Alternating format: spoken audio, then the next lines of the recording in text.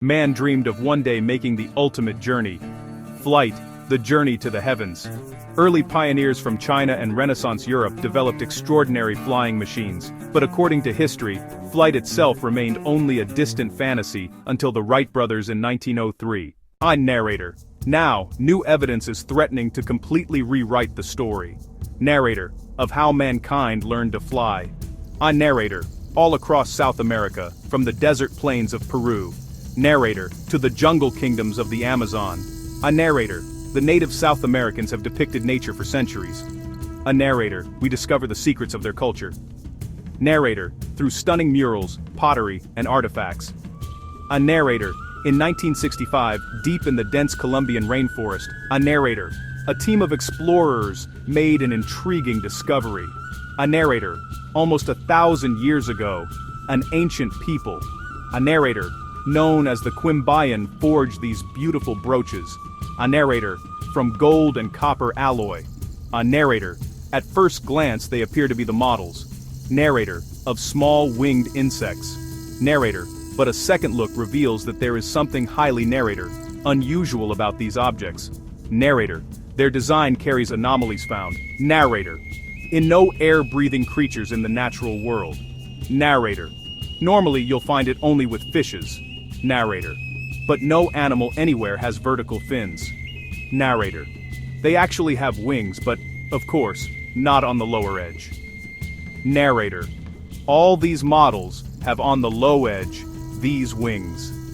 Narrator, all birds have, of course, the wings on the upper sides. Narrator, and we have it here on the arms or something like that. As we investigate further, we discover new, unexplained puzzles in the model's design.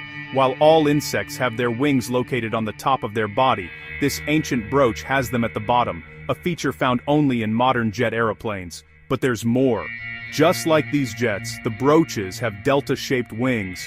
There is a rudder clearly shown, and, quite astonishingly, ailerons. All of these features are found on modern aircraft, like the space shuttle. This golden model has thus left a fascinating mystery. Could this be a model of an aircraft that actually existed? Did the ancient Quimbayans understand how to fly over 1,000 years before the first recorded flight? Narrator. In the Temple of Osiris in Egypt. Narrator. A stunning, some say, chilling, discovery. Narrator. Was made that has ignited controversy. Narrator. In the scientific world. Narrator. Inside the temple, the walls are encoded with hieroglyphics. Narrator. Over 2,000 years old. Narrator. Cut with incredible precision into the ancient rock. Narrator. These images record the secrets of how generations of pharaohs, narrator, lived and died. Narrator. While Egyptologist Dr. Ruth Hover, narrator, was photographing one of the wall panels, narrator, she made a startling discovery. Ruth Hover. There was a lot of rubble at my feet, Ruth Hover, and it looked to me like it had fallen off. Ruth Hover. And incised in the stone itself of this oldest Ruth Hover. Temple along the Nile were these figures. Ruth Hover. I think the images are of ancient technology. Ruth Hover. They appear to duplicate technology that we now have. Narrator. At the bottom appears to be narrator, a depiction of an aircraft with a clearly defined rudder. Narrator. At the top is a shape clearly identified, narrator, as a modern-day helicopter. Narrator. To the right of this is a streamlined water. Narrator. Vessel. Below which is what appears to be a submarine. Narrator. These simple images have ignited a fierce debate. Narrator. Among Egyptologists and researchers, a debate. Narrator. That challenges all we thought we knew. Narrator. About the ancient Egyptians. Interpreter. There is something unexplainable, interpreter, and mysterious in this place. Interpreter. Some of the theories say that people came from space. Interpreter. To teach the ancient Egyptians. Interpreter. Especially they say these shapes look like a helicopter. Yet, could we just be projecting onto these ancient symbols images that are familiar to our own civilization? I research the anomalous, things that other people aren't willing to look at because they can't figure them out. I'm more than happy to look at them. But there's more. Piecing together other clues from the walls of this sacred tomb, Dr. Ruth Hover believes that she has deciphered an ancient code containing a message left 2,000 years ago, a message that the Egyptians planned to stay hidden until the day our society was ready to unravel it. Down in the corner of that famous picture, there are a series of symbols. And the numbers are 9. They come out to 9, and 9 is also the number of the planet Mars. Did we come from Mars? Or was Mars a stopping place? Or was this a symbol that we were just arriving at the ability to get to Mars? We're still uncovering the mysteries of Egypt. It's very exciting. Yet, there is a further twist to the riddle of the ancient Egyptians in flight. 100 years ago, in the oldest known pyramid in all of Egypt, explorers uncovered a cache of artifacts in an ancient tomb. Their findings were left ignored and forgotten in the vaults of the Cairo Museum for decades. Among them, this small wooden carving. It looks like a bird. It's got a beak marked on. It's got an eye marked on. It's got markings on the tail. It probably was painted with further detail. At first glance, this 2,000-year-old model may seem insignificant, yet the more the Saqqara bird is studied, the deeper the mystery surrounding it becomes. Maybe it was a toy, maybe it was a weather vane, maybe it's a model of something that actually flew. We don't know. Found in a vast burial site near Egypt's oldest step pyramid, this simple carving is known as the Saqqara bird. It is believed to hold the key to an incredible enigma. What is surprising about the Saqqara bird is its aerodynamic precision.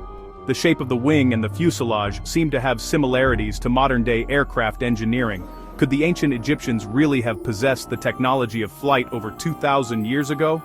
Man's always seen the birds and he's wanted to fly himself, and I think the Egyptians thought that flying was a godlike property, and maybe this was their transcending to become gods. One of the ways they would do it would be through flight. Simon Sanderson is an aerodynamics expert who has long been fascinated by the Saqqara bird. He plans to use the latest scientific techniques to unravel whether the ancient Egyptians developed a model for a full-size flying machine. Using cutting-edge technology developed by the University of Liverpool in England, he will conduct the ultimate flying test. We're actually going to make a model of the Saqqara bird, which is 5 times bigger than the original was. The original was very small. The Saqqara bird is definitely the first step on the way to the understanding of aerodynamics. We're running the glider at a constant speed, slowly increasing the angle of attack, and then measuring the forces which it's producing. That way we can learn about its flight characteristics. The results are promising. Simon's findings suggest that over 2,000 years ago, the Saqqara bird may have soared high above the Egyptian desert, yet there remains one potentially fatal flaw: stability. When an aircraft is flying along, if it's disturbed by the wind or if you're controlling it in any way, you need the tail to keep it on the straight and level. I mean, if you pitch up and there's nothing to stop you or bring you back down, you're just going to keep going up and up and up and stall. Without a tailplane, it makes it very, very difficult for aircraft to fly. But what if the Saqqara bird did in fact have a tailplane at the time of the ancient Egyptians? At the rear of the carving, a segment has broken away at precisely the point that a tailplane might have been fitted. Simon and his engineers make the crucial adjustments to the model.